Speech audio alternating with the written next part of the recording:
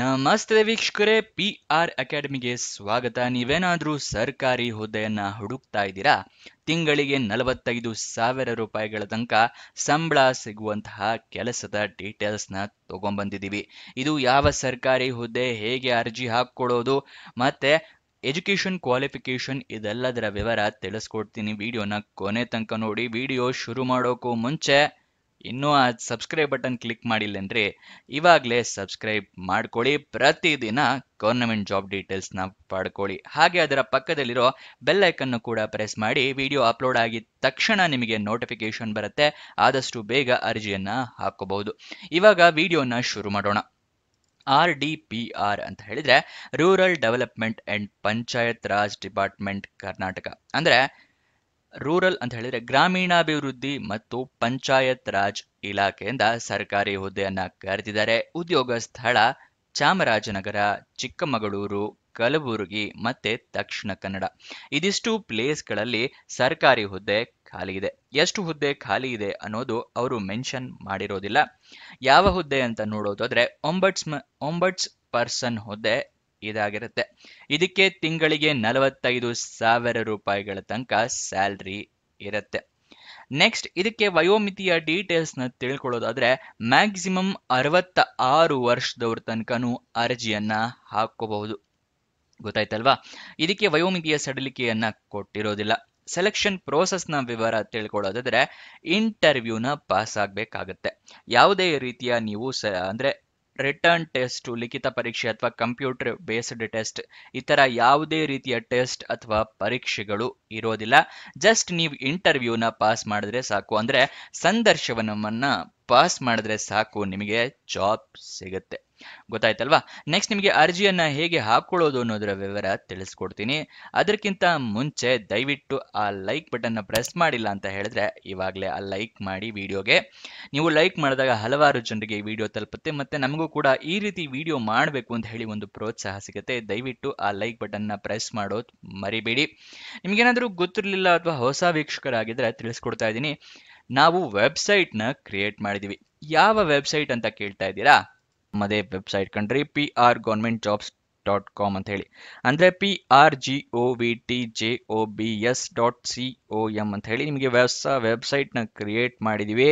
ಇದರ link description ಮತ್ತೆ comment box ನಲ್ಲಿ ಕೊಟ್ಟಿದ್ವಿ. ಏನಕ್ಕೆ ವೆಬ್ಸೈಟ್ ಕ್ರಿಯೇಟ್ ಮಾಡಿದೀವಿ ಅಂದ್ರೆ ಯೂಟ್ಯೂಬ್ ನಲ್ಲಿ 2 ರಿಂದ 3 ಜಾಬ್ ಡೀಟೇಲ್ಸ್ ತಿಳಿಸ್ಕೊಡ್ಬೋದು ಪ್ರತಿದಿನಕ್ಕೆ.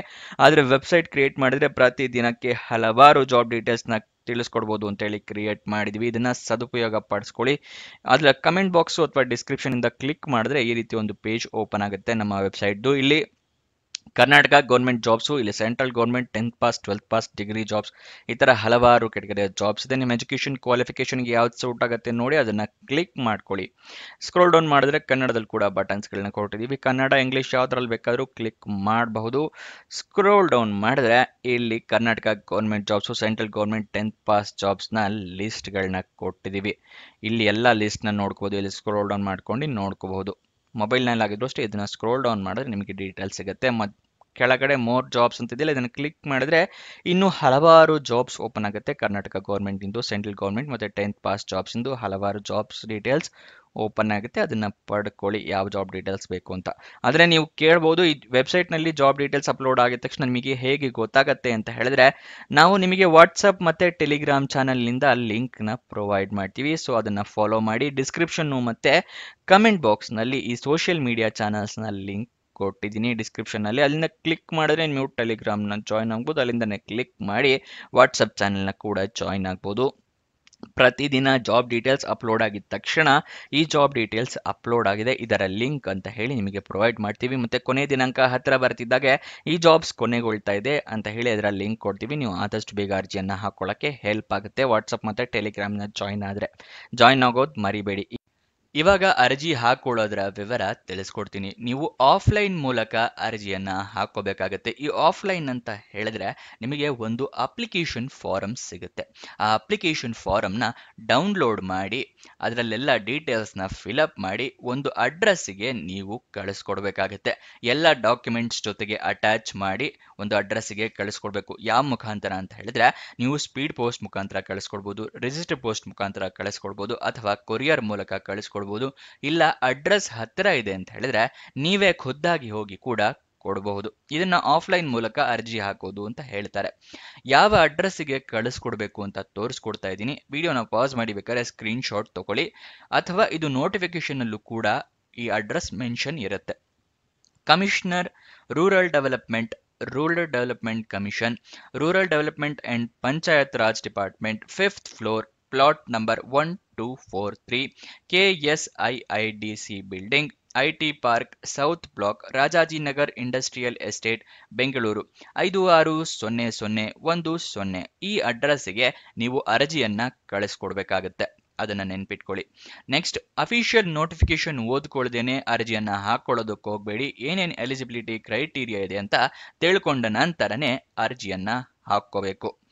ಗೊತ್ತಾಯ್ತಲ್ವಾ? ಅದನ್ನ ಡೌನ್ಲೋಡ್ ಮಾಡೋದು ಹೇಗೆ ಅಂತ ಕೂಡ ನಿಮಗೆ ತಿಳಿಸ್ಕೊಡ್ತೀನಿ. ಅದಕ್ಕಿಂತ ಮುಂಚೆ, ಅರ್ಜಿ ಹಾಕೋಕ್ಕಿಂತ ಮುಂಚೆ ಎಲ್ಲ ಡಾಕ್ಯುಮೆಂಟ್ಸ್ನ ರೆಡಿ ಇಟ್ಕೋಬೇಕು. ಯಾವ್ಯಾವುದು ಅಂತ ಹೇಳ್ತಾ ಇದ್ದೀನಿ.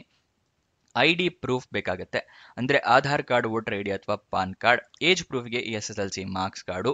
ಎಜುಕೇಷನ್ ಕ್ವಾಲಿಫಿಕೇಷನ್ಗೆ ನಿಮ್ಮ ಮಾರ್ಕ್ಸ್ ಕಾರ್ಡು, ಸರ್ಟಿಫಿಕೇಟ್ಸು ಎಲ್ಲ ಬೇಕಾಗುತ್ತೆ. ಪಾಸ್ಪೋರ್ಟ್ ಸೈಜ್ ಫೋಟೋಗ್ರಾಫು, ರೆಸ್ಯೂಮೆ ಮತ್ತೆ ಎಕ್ಸ್ಪೀರಿಯನ್ಸ್ ಸರ್ಟಿಫಿಕೇಟ್, ಇದಿಷ್ಟು ಬೇಕಾಗುತ್ತೆ. ನೆಕ್ಸ್ಟ್, ಅರ್ಜಿಯಲ್ಲಿ ಎಲ್ಲ ಡೀಟೇಲ್ಸ್ನ ಅಕ್ಯುರೇಟ್ ಆಗಿದೆಯಾ ಅಂತ ಹೇಳಿ ಚೆಕ್ ಮಾಡಿ. ಇಲ್ಲ ಅಂತ ಹೇಳಿದ್ರೆ ತಿದ್ದುಪಡಿ ಮಾಡೋಕೆ ಅವಕಾಶ ಇರೋದಿಲ್ಲ. ಹೊಸ ಅಪ್ಲಿಕೇಶನ್ನ ಫಿಲಪ್ ಮಾಡಿ ಕಳಿಸ್ಕೊಡಿ. ಎಲ್ಲ ಡೀಟೇಲ್ಸು ಕರೆಕ್ಟ್ ಆಗಿ ಇರಬೇಕಾಗತ್ತೆ. ಮತ್ತೆ ಎಲ್ಲ ಡಾಕ್ಯುಮೆಂಟ್ಸ್ ಪ್ರಿಂಟ್ಔಟ್ ತಗೊಂಡು ಅಟ್ಯಾಚ್ ಮಾಡೋದು ಮರಿಬೇಡಿ. ಗೊತ್ತಾಯ್ತಲ್ವಾ? ಅದಾದ ನಂತರನೇ ಅರ್ಜಿಯನ್ನ ಸೆಂಡ್ ಮಾಡಿ ನಾನು ತಿಳಿಸಿದ ಅಡ್ರೆಸ್ಗೆ. ನೆಕ್ಸ್ಟ್, ಅಪ್ಲಿಕೇಶನ್ ಓಪನ್ ಆಗಿದ್ದ ದಿನಾಂಕ 2 ಸೆಪ್ಟೆಂಬರಿಗೆ ಓಪನ್ ಆಗಿದೆ. ಕೊನೆಯ ದಿನಾಂಕ 3 ಅಕ್ಟೋಬರ್ ತನಕ ಇದೆ. ಹಾಗಂತ ಹೇಳಿ ನೀವು ಕೊನೆ ದಿನಾಂಕ ಲೇಟ್ ಇದೆ ಅಂತ ಹೇಳಿ ವೇಟ್ ಮಾಡೋದಕ್ಕೆ ಹೋಗ್ಬೇಡಿ. ಆದಷ್ಟು ಬೇಗ ಅರ್ಜಿಯನ್ನ ಹಾಕೊಳ್ಳಿ. 2-3 ದಿನ ಹೆಚ್ಚು ಕಮ್ಮಿ ಆದ್ರೂ ತಲುಪೋದು. ನಿಮಗೆ ಮುಂಚೆನೆ ಕಳಿಸಿದ್ರೆ ಉಪಯೋಗ ಆಗುತ್ತೆ. ನೆಕ್ಸ್ಟ್, ಅಫಿಷಿಯಲ್ ನೋಟಿಫಿಕೇಶನ್ ಮತ್ತೆ ಅಪ್ಲಿಕೇಶನ್ ಫಾರಂ ಡೌನ್ಲೋಡ್ ಮಾಡೋದು ತಿಳಿಸ್ಕೊಡ್ತೀನಿ. ನಿಮಗೆ ಡಿಸ್ಕ್ರಿಪ್ಷನ್ ಮತ್ತೆ ಕಮೆಂಟ್ ಬಾಕ್ಸ್ನಲ್ಲಿ ಲಿಂಕ್ ಕೊಟ್ಟಿದ್ದೀನಿ ಅಂತ ಹೇಳಿದ್ನಲ್ಲ, ಅದರಲ್ಲಿ 2ನೇ ಲಿಂಕನ್ನು ಕ್ಲಿಕ್ ಮಾಡಿದ್ರೆ ಈ RDPR ಜಾಬ್ ಡೀಟೇಲ್ಸ್ ಓಪನ್ ಆಗುತ್ತೆ. Rural development and panchayat raj job. ಅಲ್ಲಿ ಸ್ಕ್ರೋಲ್ ಡೌನ್ ಮಾಡಿ ಫುಲ್ ಕೆಳಗಡೆ ಬಂದರೆ official notification and application form ಅಂತಿದೆಯಲ್ಲ, ಅದರ ಪಕ್ಕದಲ್ಲಿ ಕ್ಲಿಕ್ ಹಿಯರ್ ಅಂತಿದೆಯಲ್ಲ, ಇದನ್ನು ಕ್ಲಿಕ್ ಮಾಡಿ ಅಲ್ಲಿ ನಿಮಗೆ ನೋಟಿಫಿಕೇಶನ್ ಓಪನ್ ಆಗುತ್ತೆ. ಫಸ್ಟು ಅದನ್ನು ಸ್ಕ್ರೋಲ್ ಡೌನ್ ಮಾಡಿ ಕೆಳಗಡೆ ಬಂದರೆ ನಿಮಗೆ ಅಪ್ಲಿಕೇಶನ್ ಫಾರಂ ಓಪನ್ ಆಗುತ್ತೆ. ಫಸ್ಟ್ನೇ ಪೇಜು ನೋಟಿಫಿಕೇಶನ್ ಅಲ್ವಾ, ಅದನ್ನು ಪ್ರಿಂಟ್ಔಟ್ ತಗೊಳ್ಳೋ ಅಗತ್ಯ ಇಲ್ಲ. ಸೆಕೆಂಡ್ನೇ ಪೇಜು ಅಪ್ಲಿಕೇಶನ್ ಫಾರಂ ಇದೆ, ಇದನ್ನು ಮಾತ್ರ ಡೌನ್ಲೋಡ್ ಮಾಡಿಕೊಂಡ್ರೆ ಅಂದರೆ ಪ್ರಿಂಟ್ಔಟ್ ತೊಗೊಂಡ್ರೆ ಎಷ್ಟಾಗುತ್ತೆ. ನಾನು ನಿಮಗೆ ಪಾಸ್ಪೋರ್ಟ್ ಸೈಜ್ ಫೋಟೋ ಬೇಕು ಅಂತ ಹೇಳಿದ್ನಲ್ಲ, ಅದನ್ನು ಇಲ್ಲಿ ಅಂಟಿಸ್ಬೇಕಾಗತ್ತೆ.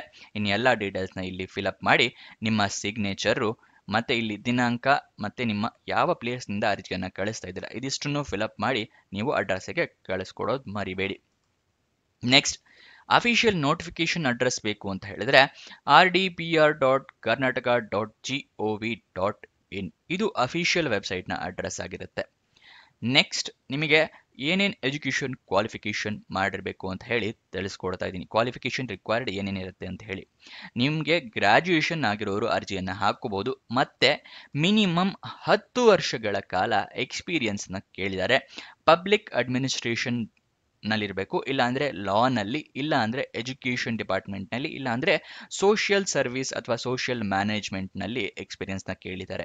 ಇಲ್ಲ ಅಂತ ಹೇಳಿದ್ರೆ ನಿಮಗೆ ಎಕ್ಸ್ಪೀರಿಯನ್ಸ್ ಇರಬೇಕಾಗತ್ತೆ. ಯಾವುದರಲ್ಲಿ ಅಂತ ಹೇಳಿದ್ರೆ ಪಬ್ಲಿಕ್ ಅಥವಾ ಕಮ್ಯುನಿಟಿ ಆರ್ಗನೈಸೇಷನ್ನಲ್ಲಿ ಎಕ್ಸ್ಪೀರಿಯನ್ಸ್ ಇರುವಂಥದ್ದು ಮ್ಯಾಂಡೇಟರಿ ಆಗಿರುತ್ತೆ. ಗೊತ್ತಾಯ್ತಲ್ವಾ? ಇದರಲ್ಲಿ ಯಾವ್ದಾದ್ರು ಎಕ್ಸ್ಪೀರಿಯನ್ಸ್ ಇರಬೇಕು, ಬಟ್ ಎಕ್ಸ್ಪೀರಿಯನ್ಸ್ ಇರಲೇಬೇಕಾಗುತ್ತೆ. ನೀವು ನೋಟಿಫಿಕೇಶನ್ನ ಒಂದ್ಸಲ ಓದ್ಕೊಳ್ಳಿ, ಆ ಎಕ್ಸ್ಪೀರಿಯನ್ಸ್ ಬಗ್ಗೆ ಡೀಟೇಲ್ನ ನೀವು ಕೂಡ ತಿಳ್ಕೋಬಹುದು.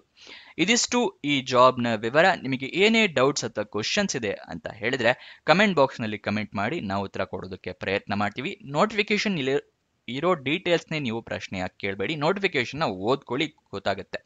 ಇದಿಷ್ಟು ಈ ಜಾಬ್ನ ವಿವರ. ಇನ್ನೊಂದು ಜಾಬ್ ಡೀಟೇಲ್ಸ್ ಜೊತೆ ಸಿಗೋಣ. ಬಾಯ್ ಬಾಯ್.